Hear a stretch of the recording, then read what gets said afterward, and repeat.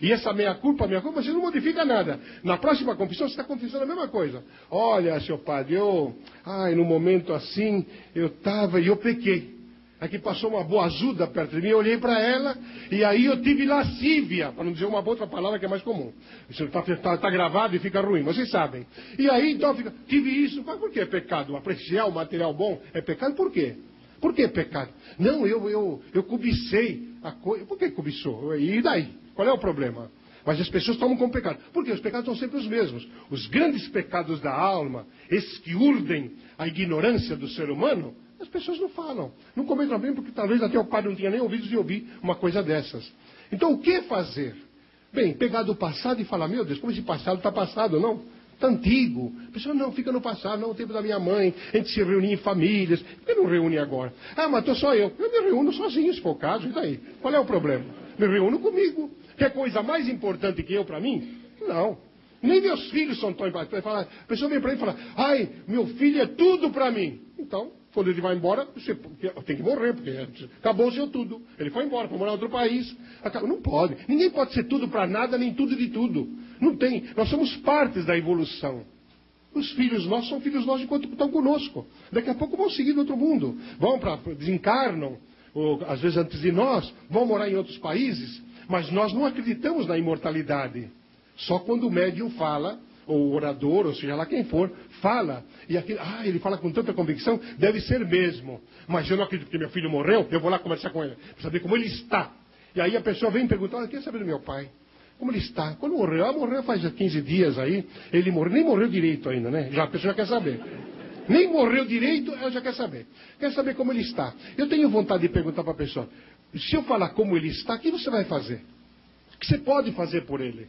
Porque quando ele estava aqui, você o massacrou. Você ralhou com ele, esse velho, esse impertinente, ele tem teimoso feito um boa mula, e não sei o que e tal, aquela coisa. E aí quando ele morre, a pessoa quer saber. Aí quando a gente fala, olha, seu pai está aqui, a pessoa já quer que ele esteja lá. Escuta, por que ele veio aqui? Eu não mandei ele vir. Já notaram o que é o passado? Por quê? Porque os outros perguntam. Perguntam porque alguns espíritos se comunicam, dão mensagem, falam detalhes, e essas discussões e tal. Mas 90%, para não falar um pouco mais, das entidades não têm condições de comunicação. Não queiram, o telefone toca de lá. Ninguém se mete no mundo espiritual. Dizer, olha aqui, quero falar com o senhor Joaquim Murieta, faz favor, chama ele lá, atenção, toca a corneta, aí toca a campainha. Atenção, atenção, Joaquim Murieta, por favor, depressa lá, médium, Reinaldo Leite, aproxime-se, por favor. É isso é coisa dos humanos. Para que eu querer saber dos desencarnados? Jesus já falou isso há mais de 2000 anos. Deixai que os mortos internem seus mortos. Deixa que os espíritos cuidem dos espíritos. Para que saber? Saber por quê? Você está sofrendo, o que você vai fazer? Eu vou rezar missa para ele, acender vela. Eu vou da sessão espírita fazer vibração para ele. Aí eu falo, e adianta isso alguma coisa? Se ele está refratário? É como ir tomar passe e não querer receber. Eu pego um da minha família, que odeia o espiritismo, odeia os passistas, ele vai tomar passe. Aí ele senta com ódio mortal, que eu já vi isso. Senta, o médium bufa na cara dele, aquele mau hálito, e aquela coisa, e aí não escova o dente, né? E aí eu tenho problema de estômago, que é pior ainda. E bufa na cara do outro, está com ódio, não fica. Eu já vi fazer isso. Fica refratário, como se tivesse uma capa impermeável que não dá nada. Por quê? Porque ninguém explica para a pessoa, olha, você quer tomar um passe? Mas você sabe o que é tomar um passe? Não, eu não sei. Então explicar para a pessoa, não se explica, não se fala nada. Então essa coisa de passado, ela é muito importante, claro, porque foi uma experiência da nossa vida. Mas uma experiência para não ser repetida, não ser repeticionada, no presente, porque o presente é o presente, por isso que é presente, é o momento. Eu me transformar. Eu ontem estava no Paz e Amor, e eu não sou a mesma pessoa que estava no Paz e Amor ontem. Parece que é a mesma pessoa, não é? Não, porque eu conheci um cabedal de conhecimentos. Quando saí da palestra, fui cumprir um roteiro aí com a minha família, e depois eu fui para casa. Aí a mãe da Angélica me chamou, e nós fizemos aí Então eu tenho um conhecimento mais avultado, porque eu não fiquei no presente do ontem. Eu estou no presente de agora, falando para vocês, através de psiquiatria temporal. Porque o tempo, a rigor, não existe. Esse negócio de tempo, relógio, marcado de limitação, é coisa para espírito limitado como nós. E nós que podíamos ficar um pouco menos limitados para certas coisas do avanço, da conquista e da mudança interior, da transformação, não fazemos. E quando vem a enfermidade, ou vem a velhice trazendo a enfermidade, ou vem aí a morte se aproximando, nós ficamos revoltados com isso. Tanta gente que tem horror da morte, tem raiva dela, raiva da doença, mas massacrou o corpo no passado o tempo todo. Achou que ia encontrar no presente o quê? Porque não se transformou. Sabia que não podia beber tanta bebida alcoólica, sabia que não devia tomar tanto remédio, não devia xingar, não devia ser concupiscente, fecenino, não devia ser malicioso, sexualizado. E aí vem o passado. E quando o passado chega no presente, ele apaga o presente, porque a pessoa só fica no passado, fala a mesma coisa o tempo todo, e se queixa, como um amigo nosso personagem aqui, dos estudos que fizemos no começo. Ele tinha um problema com os irmãos. Ele, por cupidez, e por achar que era sofomaníaco, sabia mais que os irmãos, ele ia multiplicar ainda mais a fortuna do pai. Ou seja, os bens materiais, eles eram superiores aos irmãos que eram humanos, sangue dele. Eram superiores, como acontece hoje. Vocês veem hoje no trânsito, você vai atravessar, eu que ando um pouco a pé por aí, eu vejo pessoas que é uma coisa absurda o que fazem quando estão dentro do volante. Eu conheço pessoas, na minha família eu tenho, já vou dizendo logo, quanto mais as pessoas de fora, porque eu tenho olho mediúnico para usar, eu não tenho olho mediúnico para não usar. Eu olho o tempo todo e observo para mim o aprendizado. Na minha família, a pessoa é de um jeito quando sobe no volante e muda completamente. Fica, Dr. Jack e Mr. Hyde. É o médico e o monstro. Modifica, fica no carro. Eu fui fazer um pagamento, uma certa ocasião aqui no Bradesco, e é engraçado, o trânsito estava parado, porque o farol da rua Tuiuti, com a Praça Silveira, estava fechado. Então estava fechado. E eu estou ali para atravessar. Ora, o trânsito está parado, eu fui para atravessar, e nisso vinha uma senhora dirigindo o automóvel. E dizem que mulher no volante é perigo constante, eu não sei, mas naquele dia eu fiquei com medo. Porque o que ela fez? Não tem nem preconceito contra a mulher, não, porque tem uns homens que fazem barbeiragem. Mas, enfim, aquela específica, era uma mulher, podia ser um homem, como já aconteceu. Pois não é que ela encostou o carro dela na frente da traseira do outro, só para mim atravessar? Eu tive que dar a volta? Porque ela não pensa. Não deixa passar nem a mãe no caminho.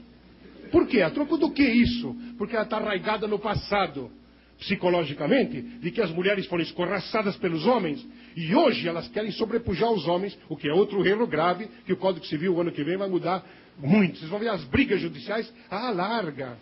As mulheres foram massacradas pelo homem desde o tempo bíblico. O Jeová não gostava de mulheres. Quem está acompanhando nossas palestras no Paz e Amor sabe do que eu estou falando. Pega o Gênesis ali, vocês vão ver. O Jeová nem fala os filhos das mulheres, fala os filhos dos homens. As mulheres não falam com mulher. Quando é para falar com mulher, ele manda um anjo.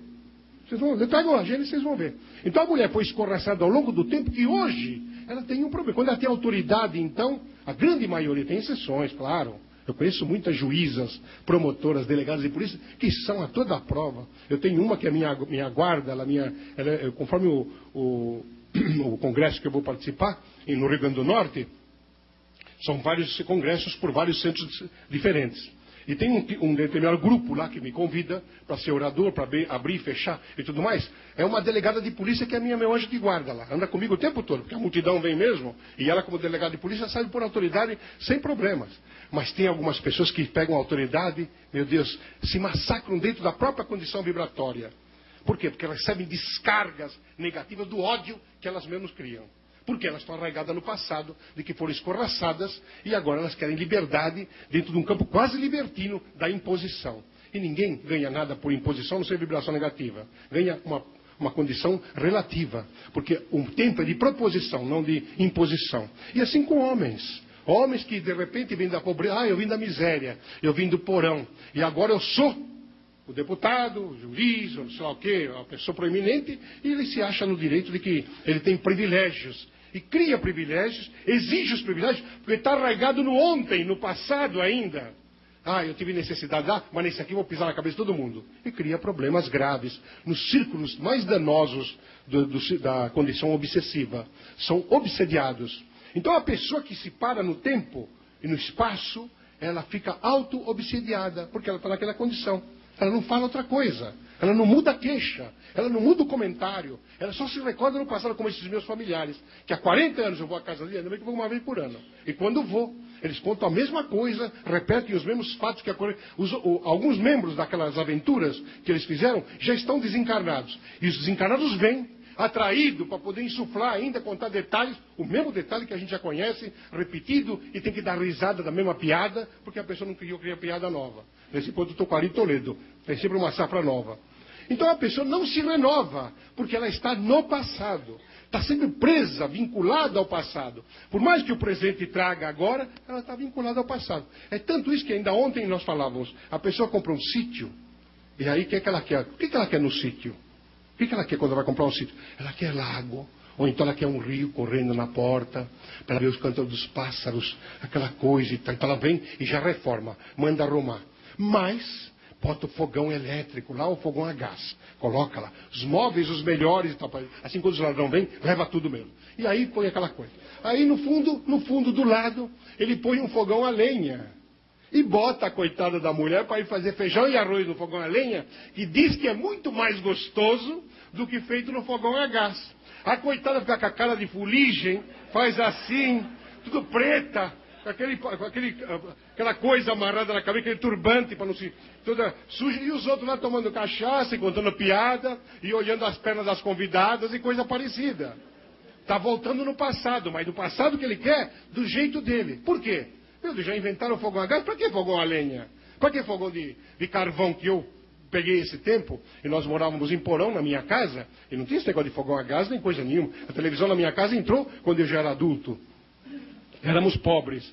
Mas hoje, se eu puder, eu não volto para o fogão a carvão de jeito nenhum. Nem que seja fogão de uma boca só, mas a gás pelo menos. Por quê? Porque o progresso chegou, mas a gente se arraiga no antigo e acha que sempre o antigo é melhor. Por quê? Porque não sabe avaliar o presente. Não sabe administrar o presente. Que daqui a pouco é passado. Daqui a pouco ele vai ser passado novamente. Então eu sempre procuro me policiar e leio muito. Vocês podem ver que a gente tem uma relativa cultura, mas não é graças a muita coisa, senão o próprio esforço da leitura. Eu já gosto de ler, eu sou arraigado com livros, passo aí muito tempo em aeroportos, às vezes tem aquela coisa de traslado que demora e tal, algumas horas. Mala está sempre com 3, 4 livros que eu estou olhando. E quando não, estou nas livrarias dos aeroportos vendo coisas novas. E vendo o que é bom, o que é possível, o que não é. E trocando sempre as ideias para que os neurônios fiquem sempre irrigados. Que eles vão ter um abaixamento natural? Claro, terão. Mas que não seja aquilo de se apagar só naquela ideia fixa. Porque muita gente é levada no centro espírita porque está com problema de obsessão. Agora ele ficou velho, ele está obsediado, ela está velha, está obsediada. Por quê? Não controla mais necessidades fisiológicas, não quer tomar banho, não quer nada. Por quê? É uma revolta do subconsciente, trazida pelo inconsciente profundo, contra o ciente que é tomar banho, e ele ainda quer. Se falar para algumas pessoas, escuta, vamos fazer o seguinte, eu vou esquentar água na chaleira, e vou pôr aqui no meio da cozinha, como era antigamente, e aí falava para os outros ir embora, só ficava a mulher, ou ficava o marido, a mãe ou a filha. E aí colocava, e você vai tomar banho de bacia, esses bacião antigo, sabe? A pessoa é capaz de aceitar, contra o chuveiro. Muita gente é assim. Por quê? Porque não levanta o campo da memória, não trabalha isto. Então, estas personalidades que nós falamos aí, que estão com uma idade avançada, e ainda trabalhando, e ainda nos dando exemplos, deveriam ser copiadas. Por que estas pessoas? Vocês vejam aí o Dr. José Midlin. Conhece o Dr. José Midlin? É o maior bibliógrafo vivo da atualidade no Brasil. Essa personalidade tem a maior biblioteca particular da América, se não do mundo. Ele tem 30 mil volumes num apartamento que ele comprou só para ter livro. Porque os livros na cadeira já não cabia mais. A mulher dele diz, assim não dá. Ô Zé, não tem condição. O que ele fez? Ele foi ser secretário da prefeitura, do governo do estado, não me lembro, ganhou dinheiro, ele é advogado, ganhou dinheiro para poder comprar um apartamento só para fazer biblioteca. E tem uma bibliotecária agora que cuida dos livros dele. Senhoras e senhores, o Dr. José Midlin conhece os 30 mil livros que ele tem lá. Todo o texto, porque já os leu. Ele é tão renitente leitor. E aí já eu acho um pouco de exagero, mas não importa, ele gosta. Melhor isso do que outra coisa. Ele vai levar a neta na escola, ou o neto, está na escola. Quando a neta vai na escola, tem que esperar às vezes abrir a porta, porque chega mais cedo, ou coisa parecida. Ele está com o livro na mão. Quando ela desce, ele vai para casa. Quando ele volta, ele vai mais cedo, fica na porta da escola, com o livro na mão, lendo. Este homem foi entrevistado outro dia, e tinha um poema de Shakespeare, que eu não me lembro o título, e aí ele pega e diz o poema em português. A repórter fica toda encantada e diz, ele já está chegando perto dos 90 anos. E ela diz, mas doutor José Medlin, o senhor sabe esse poema? Ele disse, não tem muito molho, né? Tem que escrever, olha, tem que falar, tem que declamar isto em inglês, aquele inglês antigo. E ele fala no inglês antigo, inglês da Inglaterra, britânico. Ele fala. Aí ela olha para ele, fica sem entender e tal, ele fala, você não gostou? Ela nem tem tempo de responder, fala, tá bom, então vai em latim mesmo. E fala tudo em latim, o mesmo poema. Aí ela fica meio assim, assombrada, olha para os cinegrafistas da entrevista e coisa parecida, o que ele faz? Não tá bom? Ele fala tudo em espanhol, aquele espanhol mesmo, sabe, íntegro, porque o espanhol muito bem falado, ele é muito bonito. E aí a gente percebe que essa pessoa sabe falar em vários idiomas, uma única situação. E ele conhece mais de 30 mil volumes de livros. Vejam.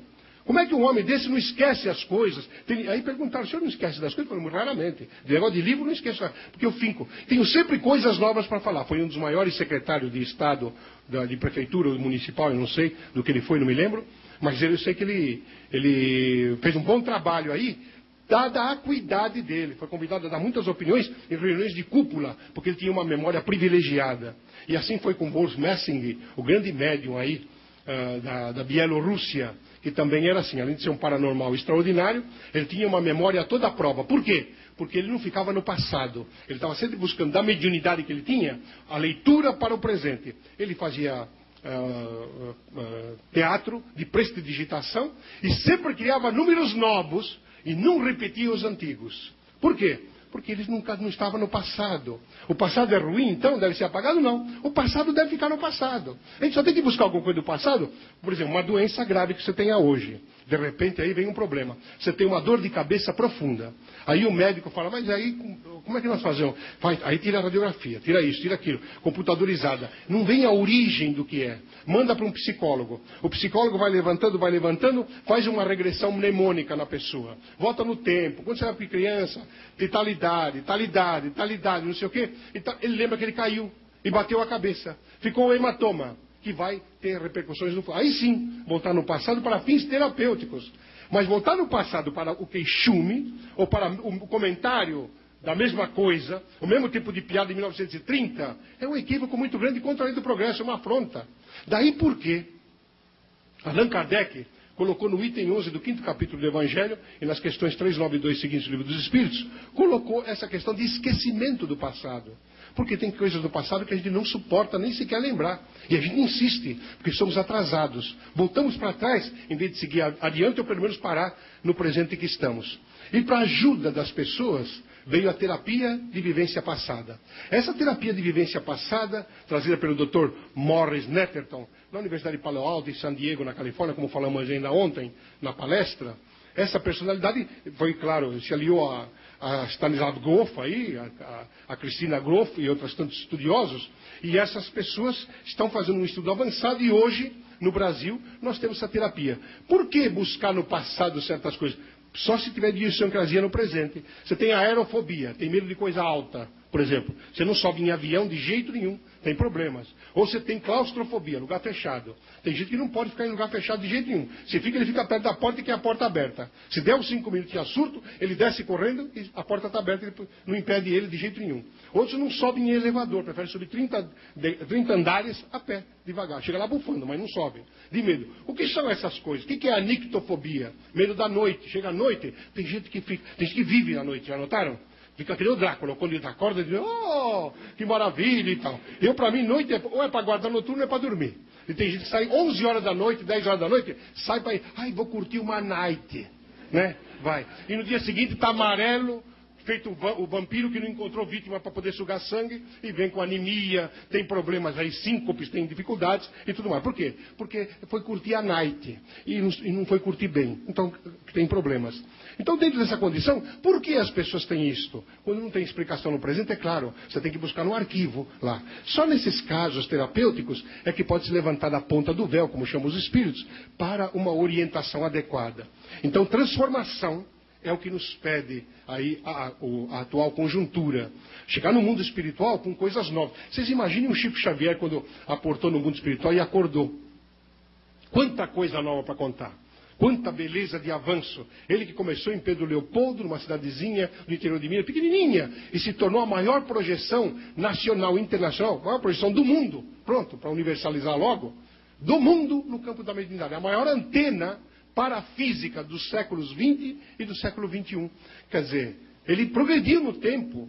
Quando ele voltava no passado, as pessoas que falavam para ele, eram os repórteres que iam fazer a biografia dele, para contar que está tudo escrito aí, é só copiar onde está, que eu já falei isso e mudou. Vamos falar de agora. Até o cara brincou com ele, falou, você fez um pacto com os espíritos? Ele falou, o único pacto que eu gosto é o pacto a Tucupi.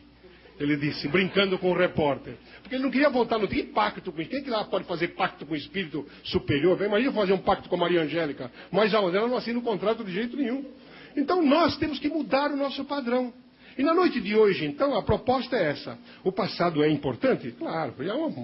Mas voltar no passado toda hora, em prejuízo do presente, um equívoco muito grande. E se preocupar com o futuro, também é uma bobagem. Porque o futuro ele vem sem que a gente menos espera. O futuro é mais ou menos como aquele locutor de rádio, em que a gente ouve a voz dele na rádio e nunca viu. E fica imaginando, olha, para mim esse cara é gordo e deve ter bigode. Ele deve ser careca. Ele tem uma voz assim, ele deve ter mais, pela voz, ele deve ter aí pelo menos 70 anos, 80 e tal. Não, a voz dele até que é fininha. Não, eu acho que ele deve ter uns 30 anos. E a pessoa começa a fazer conjecturas. E quando vai ver, na grande maioria das vezes, se decepciona, fala, você não é nada daquilo que eu imaginava. Não é isso? Porque é o futuro, você não viu. Quando você vê, ele já é presente. Então, para que nos preocuparmos tanto com o futuro, que é preparado no presente? Então vamos dar valor ao presente, dar valor ao momento que vivemos. Viver, sim, comer, beber, ir ao cinema, se distrair, trabalhar, construir, escrever. Não adia aquele livro que você está com vontade de escrever. Faz um esboço. Nem que você não publique, não importa, deixa lá. Alguém um dia, quem sabe, publica. Quanta obra fica aí de grandes escritores que são escritas postumamente, como o próprio Kardec. Kardec deixou um monte de coisas escritas e depois foi fechado num livro chamado Obras Póstumas. Por quê? Porque a Amélie Boudet, a Gabrielle lá, ela mandou imprimir mais tarde, quando ele morreu, tinha passado um bom tempo. Mas o Kardec não deixou perder o tempo no passado e também não ficou pensando no futuro da obra, o que será o futuro do Espiritismo. O futuro do Espiritismo, os Espíritos que cuidassem.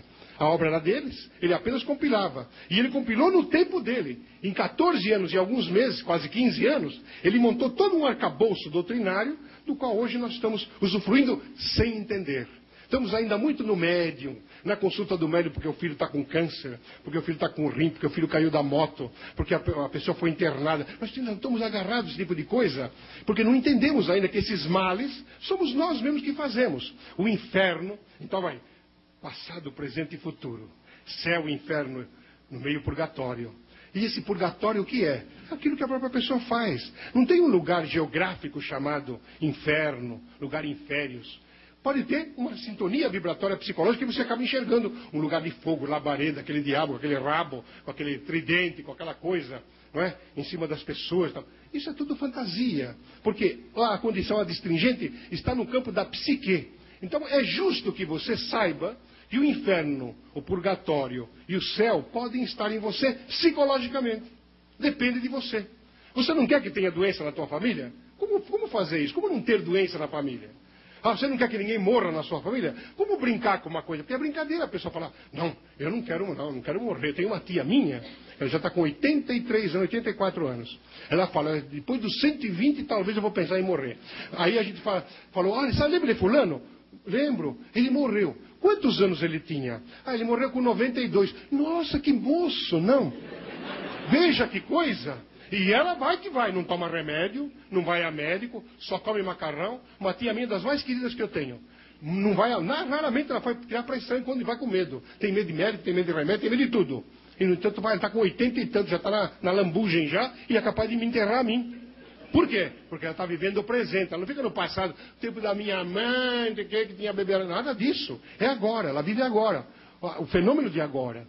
Então isto serve de lição para nós. Comecemos a dar valor para o tempo que vivemos. E todo tempo tem a mudança natural, que é a hierarquia da lei da natureza. Então, agora eu estou com 61. Estou fazendo o trabalho aqui. Poderia estar fazendo o ano que vem aqui? Não sei.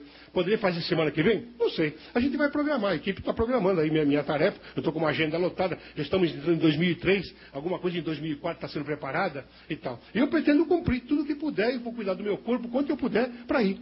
Vou tentar me divertir o que eu posso e fazer aquilo que eu gosto, que é ir pregar. Então, para mim, é uma diversão. Eu não tiro férias de jeito nenhum para não fazer nada. Não tiro, nunca tirei. Não vou tirar agora de velho, de jeito nenhum. Por quê? Porque eu olho as pessoas... Porque eu sou muito de copiar as pessoas no presente. E eu vejo que as pessoas do presente que vão tirar férias, normalmente, voltam atormentadas. Porque o cartão de crédito estourou, porque gastou mais do que podia, porque as crianças infernizaram na semana seguinte. As férias, que eram de 30 dias, já começaram a ficar um tormento. É gritaria, é briga, é discussão, é problemática, é bebedeira. Então, tirar férias assim, mas de jeito nenhum. Minha vida já é férias dentro do trabalho. Porque não adianta eu me queixar com nada, nem com ninguém. O que eu tenho fui eu que arrumei. E quando eu fui para arrumar, não me queixei. Eu vou arrumar um câncer, sabe? Vou arrumar um problema pulmonar. Não, eu não me queixei de nada, nem pensei. Quando chegou, porque eu fiquei vigilante, eu tenho que fazer me queixar? Não. Fui ao médico, estou me tratando, estou fazendo o trabalho que tem que fazer e pronto. Vivendo o presente. Mas sabe, esse câncer aí é capaz que mata, porque o câncer hoje é uma doença que está matando, não sei. Então, tá, uma hora eu tenho que morrer, escuta. Vou ficar aqui até quando? Também não dá. Uma hora eu vou. Agora, eu vou, enquanto não vou, que isso é coisa com Deus, que a vida é dele. Quando ele achar de mandar um oficial de justiça para me botar fora do meu corpo, eu vou embora, porque aí não tem que um oficial de justiça, mas nem o diabo pode. Ele põe fora, senão ele chama a polícia, chama o exército, a brigada, sei lá o quê. Então vejam, a proposta da noite é para pensar enquanto essa coisa do passado, essa valorização do presente, essa coisa do futuro que cria ansiedade, e a pessoa não deixa de criar. Vou contar uma coisinha para vocês, contei ontem, já terminou porque a Delmar já levantou, e psicólogo espanhol, quando levanta, se você não atende, é revolução. Quando eu era mais jovem, eu tinha algumas ideias extraordinárias. Até comentei com a Delmar isso. Tinha umas ideias extraordinárias para fazer palestra de temas. Eu não sou lá grande orador, vocês sabem disso, né? Apesar de ter feito o curso com o Rubens, não sou lá grande coisa. Mas eu vou lá quebrando o galho, porque é uma coisa que eu gosto de fazer, e fazendo é que eu vou tentando melhorar. E eu tinha umas ideias fantásticas para... E sabe o que eu fazia? Não contava na palestra, eu guardava. E guardando, eu ficava com aquele arquivo. Durante muito tempo, um dia a Maria Angélica chegou e me disse assim, meu filho, o senhor está com a mente aí um pouco atolada de coisas, de ideias aí. Eu disse, irmã, é verdade. Eu tenho aí umas ideias, uns temas aí. Então, os temas estão muito bem escorreitos no seu psiquismo que eu leio e eu percebo que são bons. Por que o senhor não fala? Irmã, se eu contar para o público, depois eu não tenho mais o que dizer. Acabou a minha carreira de orador. Não tenho uma... E ela me disse, meu filho, como és ingênuo. Nunca te esqueças, que o grande rio começa na gota da fonte, que vai enchendo, vai para o rio, do rio para o grande mar. As ideias, quando passadas, elas vêm novas, porque tu estás sempre num presente. Se ficas preso no passado, não te encorajas para o presente. Te encoraja para o presente, preparando o futuro. Então aí eu comecei a ter ideia, se eu falo hoje dessa palestra, amanhã pretendo, se eu tiver que falar do mesmo tema, eu falarei de um modo diferente. Porque raramente eu repito do mesmo jeito, igual, a mesma palestra. Não acontece isso mais. Desde aquele tempo que eu era garoto e que Maria Angélica começou a me ensinar que eu deveria, veio a ideia, eu tenho que transferi-la. Em transferindo, nova ideia eu dou lugar. Porque isso é a beleza da distribuição. Então distribua bem o teu presente, seja feliz, se olha no espelho quando chegar em casa hoje, já contei isso na outra vez, que isso aí é coisa já meio repetida, mas se olha e veja o teu valor, se dê valor, desarraiga do passado. Quando precisar de alguma coisa, terapeuticamente, você vai buscar alguma informação. Fora disso, coisas novas. Por quê? Porque no tempo de agora, século XXI, nós temos tanta informação pela televisão, pelo rádio, pelos jornais, pelos fofoqueiros, que afinal de contas não precisamos nada de poder se nos arraigar no passado. É sempre daqui para... Vai ser bom. Olha, minha mãe vai morrer. Vai ser bom. Como minha mãe vai morrer? Vai ser bom. É claro, porque eu também vou morrer, pô. Qual é o problema? Que tanto medo da morte nós temos, já que a morte não existe a não ser do físico. Já está provado. Mas eu ainda estou na dúvida se tem. Então sofra de graça, porque a lei será inexorável. Ela vai seguir seu curso natural sem maiores problemas. Morrem os sábios, morrem os médios, morrem os santos e os santarrões, os beatos, os bêbados, os vagabundos, as prostitutas, os ladrões, os violentos, os perturbados de toda ordem e os sãos. Todos vamos morrer. Cedo ou tarde, nós teremos que aportar na verdadeira vida, da onde nós estamos oriundos. Mas enquanto aqui, na vestimenta da carne, vivamos o presente nos cuidando, nos dando alegria de viver, tendo aquela coisa de que, eu sei que tem uma deidade olhando por mim. E além da deidade, tem um monte de representantes dessa deidade que estão aí torcendo por mim. Por que eu não vou ter a alegria de viver? O Cristo nos disse, tudo que ligares na terra, corpo, será ligado no céu, espírito. Aprendendo com ele, coloquemos esse Cristo no coração, na verdadeira excelência da gratitude pela vida, aquele graças à vida, como diz o cancioneiro espanhol, para a beleza nossa própria de viver. Muito Bem-aventurados os que choram, porque serão consolados. Bem-aventurados os que têm fome e sede de justiça, porque serão saciados. Bem-aventurados os que sofrem perseguição pela justiça, porque o reino dos céus é para eles. São Mateus. Vós sois bem-aventurados, vós que sois pobres, porque o reino dos céus é para vós. Vós sois bem-aventurados, vós que agora tendes fome, porque sereis saciados. Vós sois felizes, vós que agora chorais, porque rireis. Mas ai de vós ricos, porque tendes vossa consolação neste mundo. Ai de vós que estáis saciados, porque tereis fome. Ai de vós que rides agora, porque sereis reduzidos ao pranto e às lágrimas. São Lucas.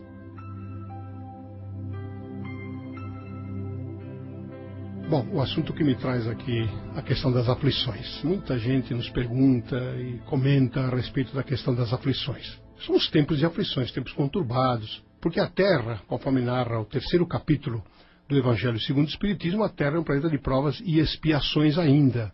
Naturalmente passará por uma escala maior, que é a escala do planeta de regeneração, em que o mal vai viger, tanto quanto aqui vige, mas em menor escala. Hoje, na provas e expiações, o mal ainda ele está presente. A Maria Angélica, nossa mentora espiritual, ela tem comentado que o mal, a rigor, não existe, mas ele é o bem equivocado, o bem aplicado inconvenientemente. Então nós chamamos de mal. Essa questão do mal é uma questão de transformação. Então a aflição, ela é catalogada, com muitos verbetes aí da sinonímia vocabular humana e da psicologia humana, é catalogada como uma coisa ruim. Falou de aflição, já dá aquele mal-estar, daquele desconforto, ou aquele pensamento de dor, de sofrimento. Mas existe a aflição positiva, aquela que ela é boa. Por exemplo, quando eu vou me formar na universidade, cursei 5 anos, 4 anos, quantos anos fossem, e agora vou me graduar. E dá aquela aflição de ser graduada. Você não quer passar a ninguém essa condição. Você quer ir pessoalmente para poder receber aí o seu galardão, que é o diploma, é o reconhecimento do trabalho, é a graduação adequada para você poder exercer aí a profissão a que você elegeu. Se você vai se casar, por exemplo, você não quer passar esta cerimônia, esse ritual a ninguém. Você quer estar com a sua noiva ou com o seu noivo, você quer ir pessoalmente. E dá uma aflição. É uma aflição tão interessante que as pessoas choram, porque se chora de alegria. Ora, se chora de alegria é porque a aflição também pode ser positiva. Aliás, na sinonímia vocabular humana analisada em tons espirituais, não existem palavras negativas, existem palavras neutras com conteúdo positivo ou negativo, de acordo com a direção, o efeito que você dá a esses verbetes. Então a aflição ela é estudada pelo Espiritismo em largos pontos aí da própria obra, mas em epicentro, em principal, está no capítulo 5º do Evangelho segundo o Espiritismo. Então nós temos as causas anteriores das aflições, por exemplo, que são as causas, segundo a doutrina espírita, que a pessoa sofre hoje consequências do pretérito. Então ela sofre aflições, porque ela tem dificuldades, ela faz um mau casamento às vezes, ela tem uma dificuldade de ir para o emprego equivocado, ela tem uma dificuldade de aplicar o dinheiro e o dinheiro é mal aplicado, então tem consequências danosas. Isso tudo gera aflição. Um diagnóstico médico, de repente você está com câncer, você está com AIDS, você está com outro tipo de moléstia infecto-contagiosa, qualquer tipo de patologia aí de cunho mais grave, segundo naturalmente a etiologia médica, então você entra em campo de apreensão. E esse campo de apreensão gera a questão da aflição. Uma outra coisa que dá muita aflição é quando você tem o sentido da culpa. É engraçado essa situação. Enquanto você não tem esse sentimento de culpa, você acha que você agiu bem, agiu da melhor das intenções, mas quando você percebe que a intenção com a qual você agiu estava equivocada, então é o bem equivocado, porque a intenção era boa, mas você aplicou equivocadamente. Então o que acontece? Você vem na conscientização, você se conscientiza de que você cometeu um equívoco muito grande, uma injustiça muito grande, que é comum nos seres humanos e nenhum de nós está isento. Se você não cometeu, pode cometer, e sempre existe a possibilidade. Então, quando você se toca, que você se percebe que você cometeu um erro, então este erro traz uma aflição. A aflição, ela gera culpa, engraçado. A culpa vem vindo que você se sente o culpado, e isso te gera aflição. Então você tem pesadelos à noite, você tem pensamentos toda hora, você tem umas situações horríveis que essa culpa vai te trazendo, imediatamente ela estende um tentáculo chamado remorso. Então, remorso quer dizer remoer, aquilo que fica remoendo. Você começa a lembrar, mas meu Deus, como é que eu fui fazer aquilo? Por que eu fui fazer isso? Onde eu estava com a cabeça para fazer aquilo? Isso gera uma aflição aí terrível, que não te deixa às vezes dormir à noite, te faz acordar sobressaltado à noite. Você tem pesadelos que o teu psiquismo acaba criando frente à injustiça que você cometeu. Por isso que Jesus dizia, né, não julgueis para não ser julgados. Ele diz isso no capítulo 10 do Evangelho segundo o Espiritismo, está lá anotado por Allan Kardec. Então nós temos esse problema com a aflição, né? Então a aflição negativa, a que mais atormenta as pessoas. Mas por que nós praticamos isso? Porque praticamos o ato, praticamos com a intenção boa, seja as grandes guerras que está tendo aí no mundo, grande parte delas, para não dizer quase que 100%, são de cunho político-religioso. Então a religião, como rótulo, tem feito um mal danado para a humanidade. Daí porque isso levou Karl Marx, quando ele erigiu a célebre obra dele chamada O Capital, que era o Manifesto Comunista. Então ele disse que a religião era o ópio do povo. Por quê? Porque as pessoas ficam fanáticas, né? E o fanático é uma pessoa terrível, né? Porque ela dá problema, você não pode ser fanático com nada. Mas não tem só fanático religioso, embora esses se exponenciam muito mais. A problemática é o fanático para qualquer coisa. Você ser fanático por uma pessoa, por exemplo, ter uma paixão adstringente pela pessoa, é uma espécie de fanatismo. O problema religioso, já falamos, tem o problema político, muita gente tem o problema esportista, né? Tem esportistas aí, futebolísticos aí e tal, que são fanáticos pelas coisas. Fanático por estudar, fanático por ler, fanático por uma série de coisas. E o fanatismo não é bom, porque o fanático, normalmente, ele é desarticulador, né? Ele é intrometido, ele mete a cara onde não é chamado, e ele é radical, então a pessoa tem que pensar exatamente como ele, e normalmente ele é desrespeitoso, porque ele não respeita o ponto de vista dos outros, ele quer impor o dele. E isso gera aflição, porque de acordo com o tipo de pessoa, você se aflige e não pode responder de acordo com a hierarquia social em que ela se encontra, ou então você fala na cara dela e aí você gera aflições também, porque gera conflito e tudo mais. Então a aflição, quando ela é sedimentada no corpo do ser humano, no psiquismo do ser humano, ela tem reflexos horrorosos quando ela é de campo negativo. Então, como nós dizíamos antes, gera o remorso. E o remorso, ele vai te remoendo, vai te afligindo, vai te incomodando. Aí você procura o psicólogo, você procura o terapeuta, você procura o religioso, você procura o confessor, você procura o amigo, o conselheiro, o guru, o mestre, o mentor. Porque muita gente pensa que mentor é só desencarnado, é anjo de guarda, só desencarnado. Não. Existem mentores encarnados que estão bem próximos de nós, basta que você eleja ele a questão da simpatia ou da antipatia que você tem. Se tiver antipatia, você tem que ficar afastado para eleger um com simpatia.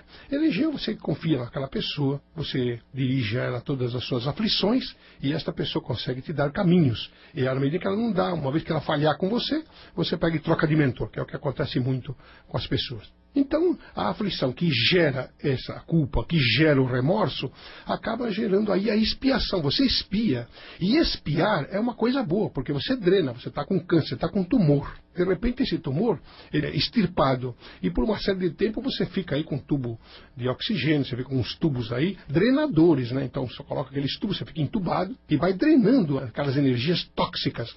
Com quanto isso é bom, porque uma hora vai te livrar da toxina, por outro lado é ruim enquanto você está sofrendo o processo, porque isso gera uma aflição. Você não vê a hora de se livrar daquela coisa incomodativa, aquele corpo estranho no teu próprio corpo. Então qualquer corpo estranho incomoda. É verdade que às vezes a gente até acostuma com ele, mas no começo é bem afligente. Então são as aflições de tudo, do cotidiano que vem aí a você. Então o que acontece? Você espia.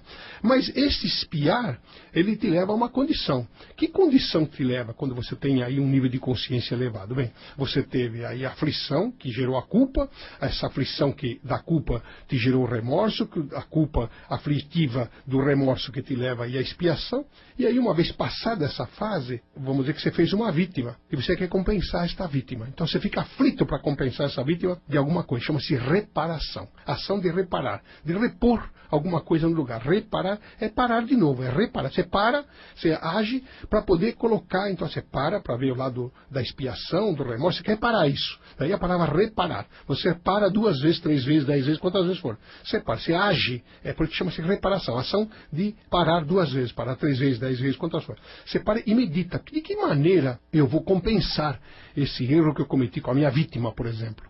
Então você começa a pensar e aí você parte para a reparação. Você repara diretamente a ela, como você pode reparar diretamente, em homenagem a ela, a outra pessoa. Não importa. Então seria para a tua vítima o auxílio naturalmente indireto. Então isso também gera uma aflição. Como? Até quando? De que maneira? E daí porque tem pessoas carregando aflições de culpa durante muito tempo, quando o mal já está reparado, já está resolvido, mas na cabeça da pessoa ainda não foi o suficiente. Tal é a conscientização dela de culpa, no limite da consciência dela, que ela não aceita esse tipo de aflição e ela fica mais aflita para compensar mais. É como se eu roubasse ou tomasse de alguém, usurpasse um direito de R$1, por exemplo, e quero dar 100 mil reais e eu dou cada vez mais real e acho que isso não é ainda o suficiente, eu não reparei o mal que fiz. Tem pessoas que exageram nesse campo. E isso também gera uma aflição.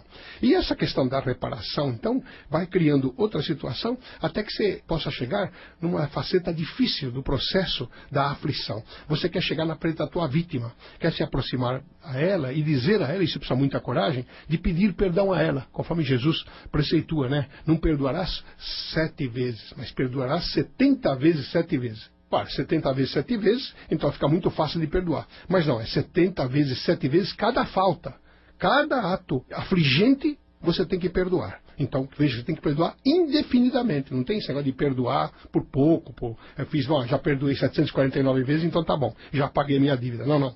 Muito pelo contrário. Você tem que ir perdoando sempre, porque você vai perdoar os teus equívocos sempre pela divina bondade.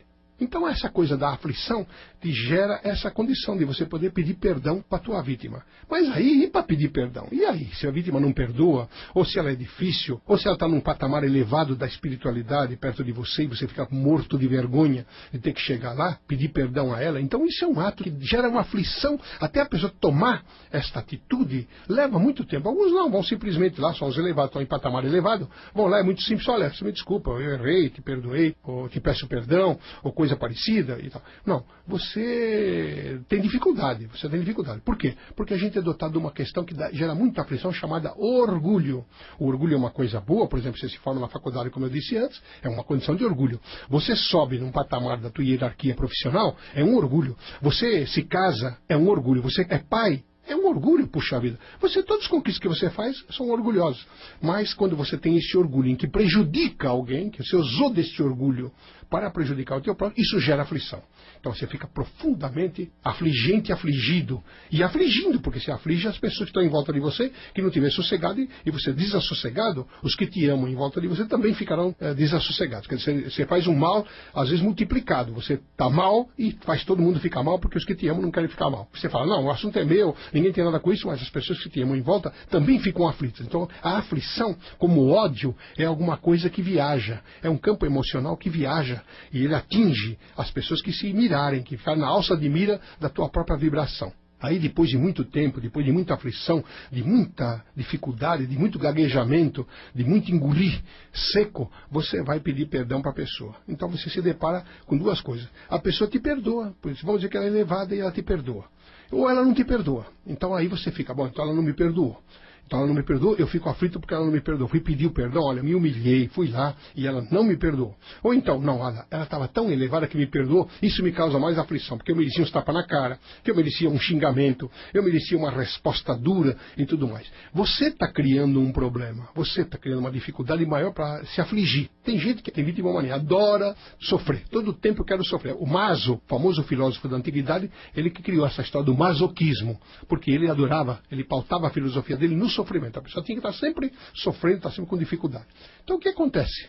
Bom, vamos dizer que você foi perdoado pela pessoa, mas existe uma faceta das mais difíceis no campo da aflição, que é o auto-perdão. Você não consegue se perdoar, você fica, mas você não consegue ficar afligindo, olha, ele me perdoou, tudo bem, mas eu não me perdoei.